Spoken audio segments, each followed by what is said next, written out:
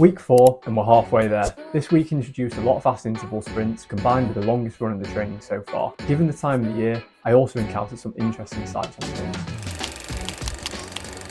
This week's schedule is a 5km easy run, a 13km hilly long run, and a 7.5km run split into 1km speed segments for a total distance of 25.5 kilometers. After over 10 years of wearing the same contact lenses, I found out last week that the ones I've been using are actually not that healthy for my eyes and I need to switch them up a little bit. So I'm currently in the process of changing and trialing some different contact lenses, which is making me wear my glasses a lot more frequently as I take a little bit of a break in between switching between the new lenses. I can't wear my glasses for the gym as I feel like they just always fall off and I don't like it, but can just about get away with it on runs. However, I don't like wearing my nice glasses for exercise, so I tend to use some old ones for it. But the problem with this is because they are so old, they don't actually fit my head properly. And if I wore them unsupported, they would definitely be on the floor. So pre-run, I had to improvise slightly and get them locked in so they didn't fall off. For anyone with a similar issue, these fabric headbands are a game changer. You can put them on your head as normal and tuck your glasses into the side. And not only does it secure the hair, but it also keeps the glasses from falling off. With my vision sorted, it was time for the warm-up. The first run of the week was a 5km easy run at a conversational pace. Honestly, I don't know what is going on with my joints at the minute. When I do the first few movements of the warm-up, they sound like my legs are going to snap in two.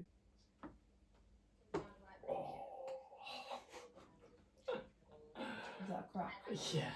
So I spent a little bit more time just moving through those ranges of motion to make sure that we were fully ready to go. Music-wise for the shorter run, I thought I'd go for something a little bit more upbeat. So I put on a little bit of Metro Boomin and set off on my way. It's getting to that time of the year where it's absolutely freezing. I don't know if anyone else gets this, but when I run in the cold, I get this thing where my skin gets unbelievably itchy and prickly at the start, just before I start to sweat. I've had it for as long as I can remember, particularly when I used to run on treadmills in the gym when I was younger. It feels as if the heat is trying to escape, but my pores aren't opening quick enough in order to escape, which is probably nonsense. And if anyone does know what it is, then please let me know in the comment section. It does go away once I've started sweating, even just ever so slightly. The first one was a pretty short and sweet run, which is a nice way to ease into the week. It was cool to do a 5k and see where I'm at with it because I've not done one in a while. I finished the run in 24:53 with an average pace of 4:56 per kilometre. I also got a little notification to say that I'm hitting the pace targets, which was cool. The runner also gave me my predictions for my current half marathon times. So if I can keep up with this, then I'll be well under my 2-hour target. I know I said I was taking a little bit of a back seat with regards to gym sessions, but just couldn't help myself. I didn't go all last week and I felt absolutely gross. It's incredible how not going to the gym depletes your energy and just general feeling of wellness. I can feel tiredness creeping in throughout the day and I definitely don't have as much energy. As much as I'm loving the running training, when I don't do weight training, I do feel like something's missing and I'm missing a big chunk of performance training. It's only been a week and I'm missing that satisfying muscle soreness you get the day after training. I genuinely feel like I've lost all my muscle and put on a ton of fat, which I call feeling fat skinny. I know it's just psychological and one gym session will change everything. So I did a little bit of bench press to hit the upper body and a little bit of leg extension for the lower this week. I really wanted to throw in some squats and deadlifts in there, but I think that would have been taken a little bit too far. I made sure to take this session super slow and steady, keeping the weights light and not doing anything stupid. The back scan's next week, so I want to know what's going on there and hopefully start doing some corrective exercises and then ease my way back into the weight training, which will massively benefit my body and mind more than anything else. Next on the plan was a 13km hilly long run. However, because I knew this was going to take me over an hour and I'd have to do at least 2 laps of my current route, I decided to switch the runs up slightly and push this one back to the Sunday morning so I had a bit of daylight to do it. Therefore, the next run of the week was the 1km interval repeats. What did this look like? It was 2km at conversational pace, a 9-second rest,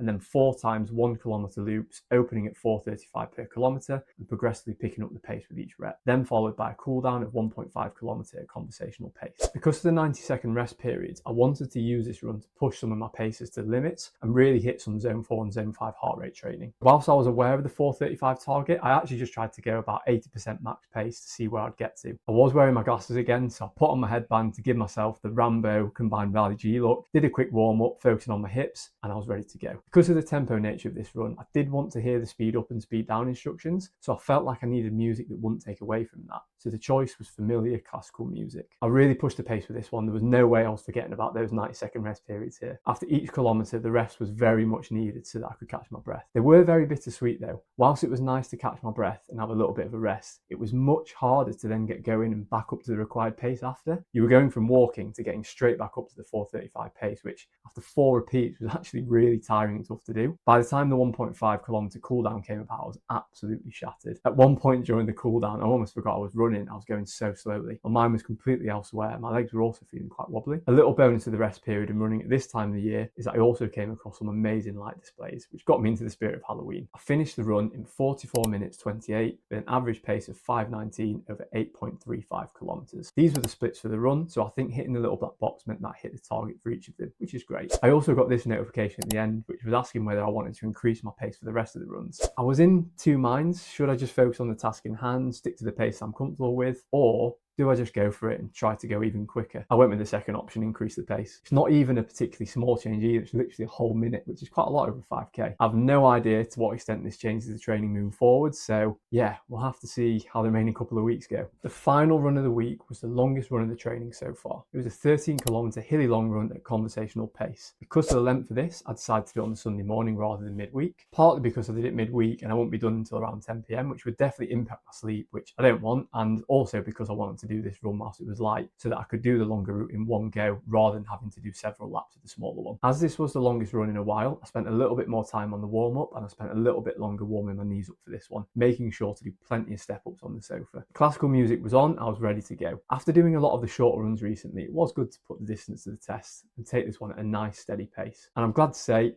felt really good. It was injury free. I'm always slightly concerned about longer distances as historically I'd start to get knee pain after about 10k, but this one felt absolutely fine. I feel like running 3 times a week and being consistent is massively helping when it comes to getting my joints up to scratch. Here are the times for this run, which is well on pace with getting that half marathon done in under the 2 hours. Here are also the final splits. And that's it, week 4 completed. Only 2 weeks left of 3 runs a week training until race day. If you have any questions about any part of the training, please leave them in the comment section below and subscribe to make sure you don't miss week 5, which gives you the longest run in the training so far. See you then.